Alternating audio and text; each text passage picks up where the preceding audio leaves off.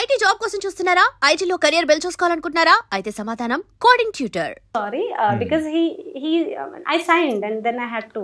Okay. So Prabhas gar pakkana second heroine ga ani, it was like I was so young then. I was like hardly 19, 20.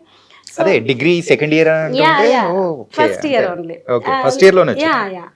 ఆ టైంలో అప్పుడే అక్కడే నేను ఆయన sorry boy but next ఫిల్మ్లో డెఫినెట్గా no I remember you and no I will make sure that you will get a call from my team అని చెప్పారు. నన్ను ఓదార్చడానికి చెప్తారు కదా, కానీ నేను అలాగే అట్లా బ్లాంక్గా కూర్చుని ఉండిపోయాను. I just went alone.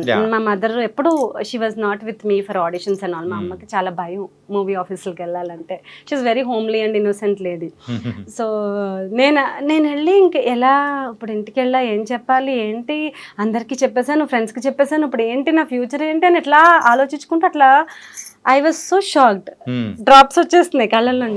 Then ఆయన పాపం టేబుల్ నుంచి ఇట్లా వచ్చి దగ్గరకు వచ్చి, don't worry, it's not end of your life.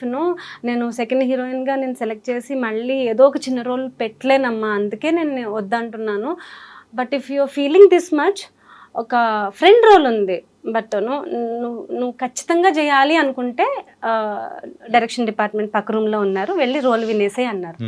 Sir పని అమ్మాయి రోల్ అయినా చేసేస్తాను సార్ నేను అని I just told him like that. Sir మీ డైరెక్షన్ లో నేను ఈవెన్ మేడ్ రోల్ చేస్తాను, నన్ను మీరు తీసేయకండి please. I was so innocent, I did not know how to talk. ఏంటంటే ఇండస్ట్రీ గురించి కూడా అప్పుడు పెద్ద ఏం ఐడియా కూడా తెలియదు. లేదు. బట్ ఫస్ట్ లో వెరీ సేఫ్ హ్యాండ్స్ లో ఉన్నాను నేను. ఓకే. అదే వేరే ఎవరైనా మ్యానిపులేటెడ్ డైరెక్టర్ అయితే he would have really played ఏదైనా జరగచ్చు. కానీ ఆయన నన్ను ఒక చిన్న బేబీ లాగా చూసుకున్నారు. ఆయనకి వాళ్ళ సిస్టర్ నాలా ఉంటారంట, curly hair. Is a Tamilian basically.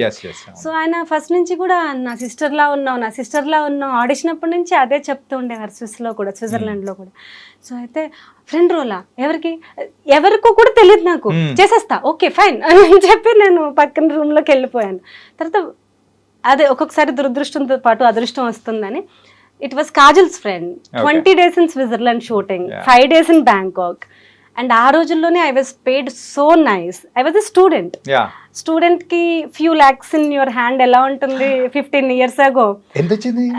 It was like more than 2 lakhs ఆ రోజుల్లో ఫర్ 20 days. కానీ మీతో కాంబినేషన్ సీన్ ఒకటి చెప్తాను. నన్ను లూజ్ అన్నాడే అని చెప్పేసి ఇప్పుడు 15 years తర్వాత దాన్ని చాలా ట్రోల్ చేస్తున్నారు. నెయిల్ పాలిష్ అని చెప్పి ఏదో ట్రోల్ చేస్తున్నారు. అవి ఒక 100 వచ్చాయి. నేను అవి చాలా కాజల్ కి కూడా పంపించాను. ఆఫ్టర్ 15 years ఇంకా they are talking about her movie అని. I have access to her mother, Vinay aunty అని, Vinay garu. She's so super sweet lady, very dynamic lady, Kajal's mom. So I send her those memes even now, even today. Aunty ఇంకా మాట్లాడుతున్నారు మన movie గురించి 15 years తర్వాత. So it's really very close to my heart. సో ఆ రకంగా friend role కి land అయ్యాను. బట్ ఇట్ వాజ్ అంటే నేను ఎప్పుడు ఏ మూవీ కోచింగ్ సెంటర్కి వెళ్ళలేదు. ఐ డోంట్ నో కెమెరా ఇక్కడ ఉంటే ఎటు చూడాలో తెలీదు. అంటే కింద చూస్తే ఎట్లా ఉంటాం, పైకి చూస్తే ఎట్లా ఉంటాం. ఒక్కొక్కసారి చీట్ లుక్ ఉంటుంది, ఒక్కొక్కసారి ఈ ఫ్లాగ్స్ ఇవన్నీ మనం తప్పించుకుని పర్ఫామ్ చేయాల్సి వస్తుంది. అవి ఏమీ తెలీదు. మిలిటరీ స్టూడెంట్ లాగా ఇట్లా నుంచోమంటే ఇట్లా నుంచి చెప్పేసి వచ్చేయడమే. సో నేను తెలీదు. బట్ ఆ మూవీలో యాక్టింగ్ విత్ కాజల్, ఎందుకంటే హోటల్ రూమ్ లో కూర్చోం కదా, ఈవెన్ దో ఆ రోజు నా సీన్ లేకపోయినా నేను కాజల్తో పాటు సెట్కి వెళ్ళిపోయి కూడా చేయి పట్టుకుని వెళ్ళిపోయి ప్రభాస్ తో. He was so kind and sweet Prabhas గారు. ఆ రోజుల్లో పాన్ ఇండియా స్టార్ కాదు కదా అప్పుడు. So he was so available. అంటే చాలా బబ్లీగా, చాలా క్యూట్ గా, చాలా స్వీట్ గా ఉండేవారు. ఇప్పుడు ఎలా ఉన్నారో తెలియదు. But he's real darling. ఆ మూవీ పేరుకి ప్రభాస్ గారికి సరిపోద్ది. He's a real darling. So అక్కడ అసిస్టెంట్స్ ఉండరు, మన మదర్ రారు, మనకు ఫ్లైట్ టికెట్ ఎక్స్పెన్సివ్ కాబట్టి మనకు ఒక్కరికే పంపిస్తారు. సో అమ్మతో, వినయ్ ఆంటీతో మాట్లాడిపించాను, ఐఎమ్ కమింగ్, మా బేబీతో పాటు నేను మీ అమ్మాయిని కూడా I'll take care, don't worry అని ఆంటీ చెప్పి. సో ఆల్ దట్ ఆవిడ ఫోన్లో మాట్లాడి, మీ అమ్మాయి నాతోనే ఉంది, నా పక్కనే పడుకుంటుంది, don't worry, she is with me. మా అమ్మ అప్పుడు కూడా సరిగా తినదు, మా అమ్మకి హిందీ వచ్చనమాట, ఆవిడతో సరిగా తినదు, కొంచెం మీరు ఫుడ్ అది బాగా చూసుకోండి అని కాజల్ వాళ్ళ మదర్కి మా అమ్మ చెప్తుంది, మా అమ్మాయి ఫుడ్ చూసుకోండి అని. So always my mother is worried about my food only. సినిమాలే చేసుకో, ఏ చావన్నా చావు, సరిగా తిను. సో తిండి ఆల్ టిపికల్ తెలుగు మదర్స్, మీ బొజ్జ నిండితే చాలు అనుకుంటారు. So that kind of innocent mom. And అలా ఆ టైంలో వాళ్ళందరూ ప్రభాస్ గారిని, కాజల్ని, ఇంకా పెద్ద పెద్ద యాక్టర్స్ కూడా వచ్చారు, కమెడియన్స్ వచ్చారు. వీళ్ళందరినీ చూసి నేను చాలా చాలా యాక్టింగ్ నేర్చుకున్నాను. వాళ్ళు నెక్స్ట్ టేక్ తీసుకోవాలనేటప్పుడు ఆ గ్యాప్, వాళ్ళు ప్రిపరేషన్, ఒక షార్ట్ ముందర వాళ్ళు mentally how they training their self, ఇవన్నీ నేను చాలా దగ్గర నుంచి క్లోజ్గా చూసి, so I can say darling was my learning institute. Karunakaran sir is my first guru. Super. ఇంతకు వచ్చిన 2 lakhs తో ఏం చేశారు? I don't remember, but actually I bought a car, small Alto car. ఎందుకంటే నేను అప్పటి వరకు I use to go by auto, because ఆ రోజుల్లో ఊబర్, ఈ ఏసీ కార్లు ఏం లేవు. మీరు ఆర్కుట్ అని చెప్తుంటేనే మేమంతా ఎఫ్బి యుగం, ఫేస్బుక్ యుగము మా తర్వాత.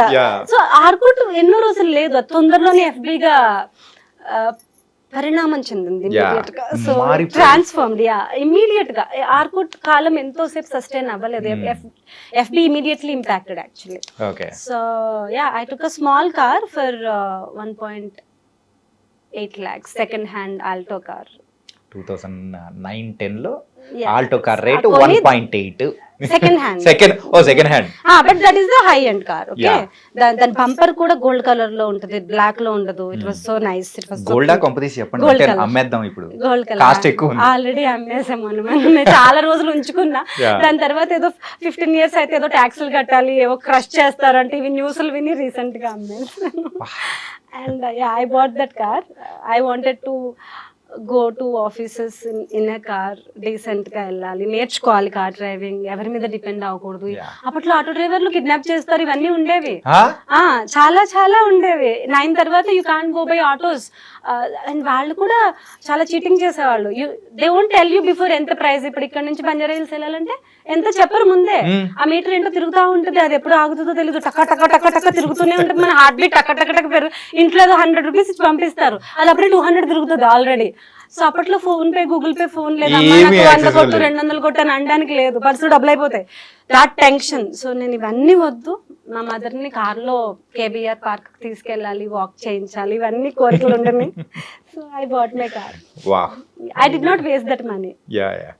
అంటే మీరు ఫస్ట్ ల్యాండింగ్ అనేది కూడా చాలా బాగా జరిగింది కదా మీది, అంటే ఇండస్ట్రీలోకి మెయిన్ గా డార్లింగ్ అనే మూవీతో. చాలా స్మూత్, చాలా తక్కువ మందికి, చాలా మంచి ప్రొడక్షన్. ఎస్విసిసి ప్రసాద్ గారు అబ్బాయి, బాపినేడి, ఆయన ఫస్ట్ ఎగ్జిక్యూటివ్ ప్రొడ్యూసర్ గా లాంచ్ అయిన మూవీ అది. సో ఆయనకు కూడా డెబ్యూ యాజ్ ఎ ప్రొడ్యూసర్, నాకు debut as a actor. So ఎప్పుడు ఏ ప్రాబ్లం ఉన్నా బాపి గారికి కలిసి అడిగేదాన్ని, సార్ నాకు ఈ మంచుకి ఇది షివర్ అయిపోతున్నాను, I need gloves, I need sweater, small things I use to go for him. He use to really take care of everyone. Actually నేను ఎయిర్పోర్ట్కి వెళ్ళినప్పుడు నేను అవన్నీ పట్టుకెళ్ళలేదు డాలర్స్. మా అన్నయ్య 10,000 rupees ఇచ్చాడు, ఇండియన్ కరెన్సీ, 100 రూపాయల నోట్లు, 500 రూపాయల నోట్లు లేవు అప్పుడు. అది నేను అది బండిల్ పెట్టుకున్న హ్యాండ్ బ్యాగ్ లో. తర్వాత దుబాయ్ ఎయిర్పోర్ట్ లో దిగాము, నెక్స్ట్ స్విస్ కి క్యాచ్ చేయాలి ఫ్లైట్, దుబాయ్ టు స్విట్జర్లాండ్, జురిక్ అనమాట, జురిక్ ఎయిర్పోర్ట్. అయితే నేను బాపి గారితో, అందరూ అన్ని కొనుక్కుంటున్నారు, ఆంటీ, కాజల్, ప్రభాస్, అందరూ షాప్స్కి వెళ్ళిపోయి విండో, అది ఎయిర్పోర్ట్ లో, దుబాయ్ ఎయిర్పోర్ట్ లో షాపింగ్ చాలా బాగుంటుంది యాక్చువల్లీ. క్రీమ్స్, మేకప్ అన్ని బాగా కొనుక్కుంటారు, బ్యాగ్స్, వాచెస్ అవన్నీ. అయితే నేను అలాగా దిక్కులు చూస్తున్నాను అనమాట, నాకేం అర్థం కావట్లేదు అక్కడ. అయితే బాపి గారు వచ్చి అడిగారు, ఏమైంది, నా దగ్గర ఈ ఇండియన్ కరెన్సీ ఉంది, దీంతో ఎలా కొనుక్కోవాలో అర్థం కావట్లేదు, ఇవి తీసుకుని నాకు మీరు డాలర్స్ ఇస్తారా అని నేను పోయి ప్రొడ్యూసర్ని అడిగితే ఆయన నవ్వుకొని నాకు నీ దగ్గరే ఉంచుకో అని చెప్పి పాపం ఆయన జేబులోంచి కొన్ని డాలర్స్ తీసి ఇచ్చారు. ఈ never took that money back. So few dollars, like you by your makeup what ever అని. సో ఇదే అంటే అంత క్యూట్గా అనిపించింది వాళ్ళకి. సో అలా చిన్నపిల్లలా ట్రీట్ చేసి, దే రియల్ దోస్ మెమరీస్ను. ఇప్పుడు మీరు ఎంత మనీ సంపాదించినా, ఎన్ని ఎక్స్పెన్సివ్ కొన్నా, those were very very valuable. అంటే ఇప్పుడు మీరు చెప్తూ ఉన్నప్పుడు కూడా ఆ డేస్ గురించి ఎన్ని సంవత్సరాలు అయినా కానీ ఆ ఫేస్ లో ఒకటి జాయ్ అనేది కూడా ఒకటి వస్తుంటది, మెమరీస్ ని మనం రీకలెక్ట్ చేసుకునేటప్పుడు వచ్చే జాయ్ అది. సో యూజువల్లీ ఇంట్లో మీకు మీ మామయ్యో, మీ బాబాయో, ఎవరో ఇట్లా మీకు గిఫ్ట్లు ఇచ్చేవాళ్ళు, అబ్రాడ్ తీసుకెళ్లే వాళ్ళు ఉంటారు కదా vacations. I don't have that family. So that's why నా ఫస్ట్ ఫిలిం చేసినప్పుడు బాపి గారే ఫ్యామిలీ, ప్రభాసే ఫ్యామిలీ, కాజల్ ఫ్యామిలీ, వాళ్ళ మదర్ ఫ్యామిలీ. సో ఎవరు నన్ను లవబుల్ గా చూసుకున్నారో, క్యూట్ గా చూసుకున్నారో, వాళ్ళందరూ నా ఫ్యామిలీ. ఈవెన్ ఆ రోజుల్లో ఒక కూల్ డ్రింక్ ఇప్పిస్తే కూడా I remember them. Because that is so valuable then. Yeah. ఇప్పుడు కూల్ డ్రింక్ మీకు అప్పట్లో ఇట్ వాజ్ లైక్ సెలబ్రేషన్. అప్పట్లో కూల్ డ్రింక్ అంటే it's a celebration.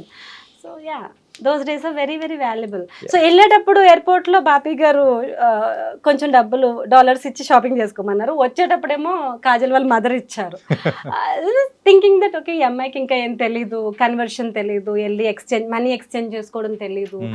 I was still studying కదా. సో ఇప్పుడున్న పిల్లలకున్న నాలెడ్జ్ అప్పుడు మనకి లేదు. ఇప్పుడు ఇంటర్నెట్ లో everything is available for them. అప్పుడు అంతా మబ్బుగా ఉండేవాళ్ళు, కొంచెం అమాయకంగా. ఐ థింక్ ఆ డేసే బెటర్ ఏమో కదా చాలా ఇప్పుడుతో కంపేర్.